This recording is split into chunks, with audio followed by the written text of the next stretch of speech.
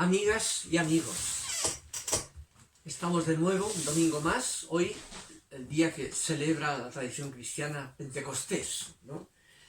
Vamos a seguir hablando de la revelación natural de la cual hablamos los dos domingos anteriores, ¿no? Con esa categoría de una atención a la realidad misma, a toda la realidad, ¿ya? Y ser fiel a esa realidad, con la razón, siendo razonables en tomar en cuenta la realidad, para poder llegar a descubrir un sentido convincente, ¿ya? Eso es la experiencia de lo que llamamos el carácter revelatorio posible de lo que observamos, de la naturaleza, ¿no?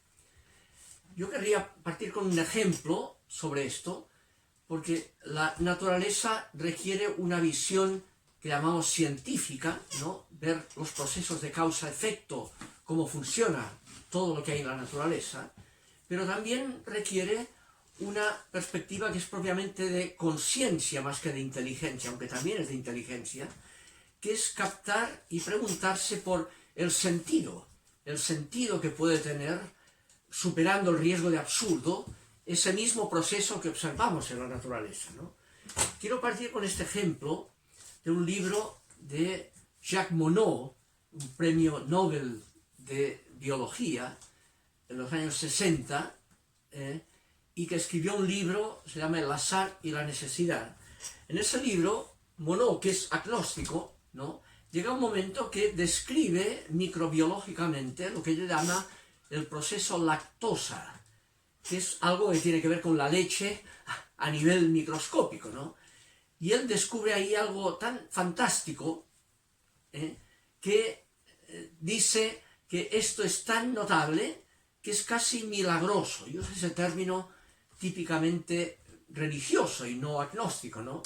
Y para justificar que lo usa, pone una nota en el mismo libro, remite a eso y dice: en los años 30 hubo un personaje, un tal Karlström, finlandés, especialista en ese proceso lactosa, que observando eso, que el mismo Monod también observa, quedó tan admirado que dejó botado, digamos, toda su observación y entró de monje en un monasterio. Dice paraît-il, observa, que araña le habrá picado, diríamos en Chile, ¿no? Pues bien, eso a mí me lleva a poner el ejemplo. Fíjense que tanto Monod como Karlström vieron exactamente lo mismo, lo que observaron en la naturaleza.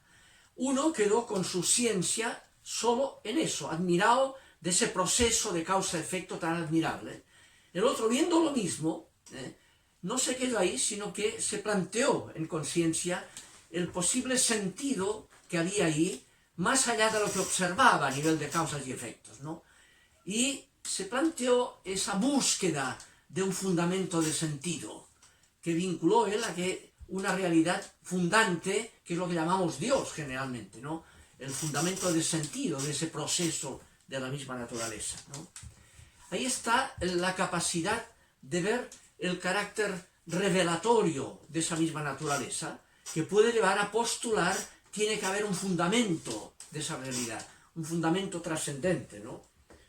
Es lo que en el libro de la sabiduría, libro bíblico, ¿no?, en el capítulo 9, al final, versículo 17, dice: ¿quién conoció tu consejo si tú no le diste sabiduría y enviaste de lo alto tu Espíritu Santo? Y vincula la sabiduría a la inspiración, al Espíritu que inspira. Y sigue: así es como se han enderezado los caminos de quienes moran sobre la tierra, y los hombres supieron lo que te es grato, y por la sabiduría fueron salvos. ¿Ya? El otro día hablamos de el tema de la constitución nueva, digamos, y cómo podía y debía ser razonable lo que ahí se descubriera, ¿no?, con sabiduría, no solo con ciencia, sino con sabiduría, ¿no? En esa misma línea, el texto que tiene que ver con la fiesta de Pentecostés, ¿no?, que es el texto del capítulo 1 de los Hechos de los Apóstoles, ¿no?, hay un momento antes del capítulo 2, que es el que narra esa irrupción del Espíritu, habla de Jesús yendo ya a la ascensión, resucitado. Los discípulos le preguntan pajaronamente, sin sabiduría, le dicen, bueno, ¿es ahora que vas a restaurar el reino de Israel? Le preguntan, no han entendido nada. Y es cuando Jesús contesta ahí, les dice,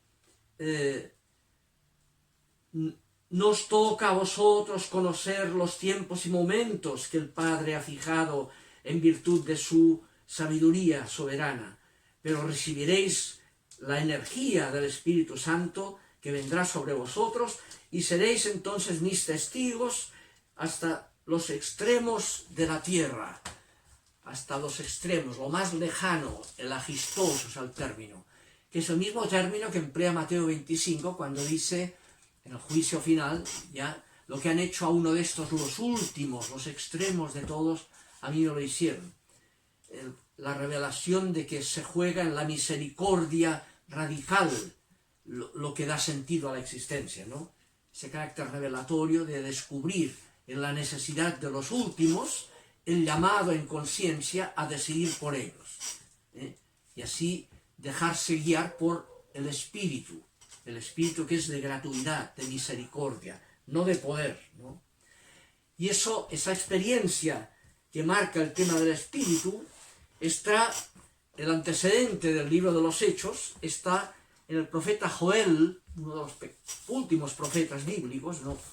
Cuando dice, en el capítulo 2, dice, después de esto derramaré mi espíritu sobre toda carne, y profetizarán vuestros hijos y vuestras hijas, y vuestros ancianos tendrán experiencias, sueños, ¿no? Y vuestros jóvenes verán visiones, y aún sobre vuestros siervos y siervas derramaré mi espíritu en aquellos días. El Espíritu irrumpirá sobre toda la gente, los siervos incluidos, las siervas, los ancianos, jóvenes, todos, ¿no? Y es el mensaje que marcará Pentecostés, que llega un momento que el Espíritu irrumpe, ya, sobre esos discípulos, y entonces todo el mundo empieza a hablar y entenderse. Se rompe la separación que marcaba el mito de la Torre de Babel, capítulo 11 del Génesis. Pretenden con poder elaborar una torre, símbolo de resolveremos el problema con nuestra ciencia y tecnología, y se les derrumba la torre. Viene el Espíritu de Dios, que es gratuidad, que es misericordia y no es poder, y ahí todo el mundo se entiende con todos. Y describe ahí, le faltan pueblos, ¿no? Dice, partos, medos, elamitas, los que habitan en Mesopotamia, en Judea, en Capadocia, en Ponto y Asia, Frigia y Panfilia, Egipto y las partes de Libia que están en Cirene, y los forasteros romanos, judíos y prosélitos, cretenses y árabes, los oímos hablar a todos en nuestras propias lenguas las grandezas de Dios. Todo el mundo se entiende con todo el mundo cuando se supera el criterio de la competencia, del poder, y se abre uno a la conciencia de lo que vale es la alteridad misericordiosa. Es el tema de la toma de conciencia. El futuro de la humanidad se basa no en la eficiencia del poder, eso puede autodestruirnos, sino en la alteridad, sobre todo la alteridad con aquellos que son los últimos, que eso es lo que llamamos misericordia, tener el corazón hacia el mísero, hacia aquel por quien no conviene egocéntricamente decidir.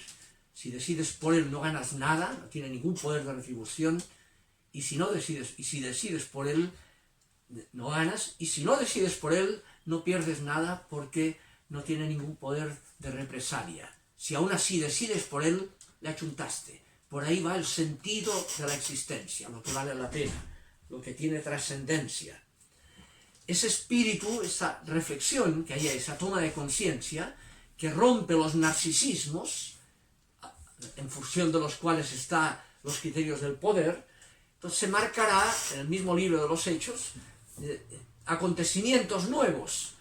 Cuando Pedro, ya el primer papa, ¿no?, que está ahí, que sería el que pareciera que debería tener el espíritu, resulta que lo llaman para que vaya a donde un pagano romano, Cornelio, un centurión, que se interesa por ser bautizado.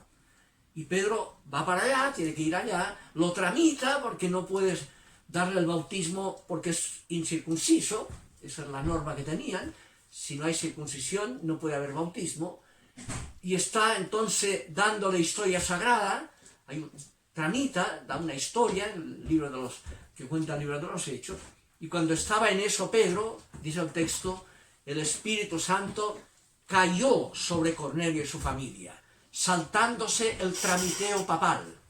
El Espíritu rompe esa frontera del narcisismo incluso eclesiástico y se abre a todos, lo que este Papa llama el puertas afuera de la Iglesia, no puertas adentro. Pentecostés es puertas afuera, abrirse a todo el mundo, ¿no?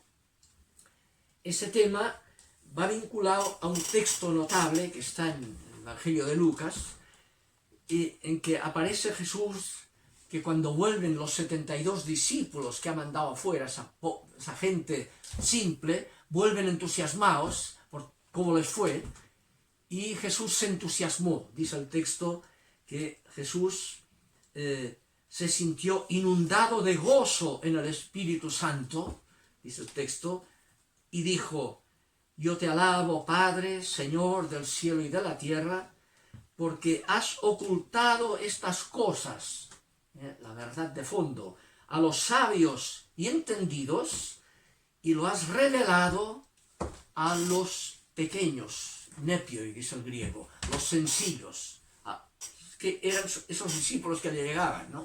De pescadores, de gente sencilla, no sabios y entendidos en nada, como eran los fariseos, por ejemplo, ¿no? Ese es el tema.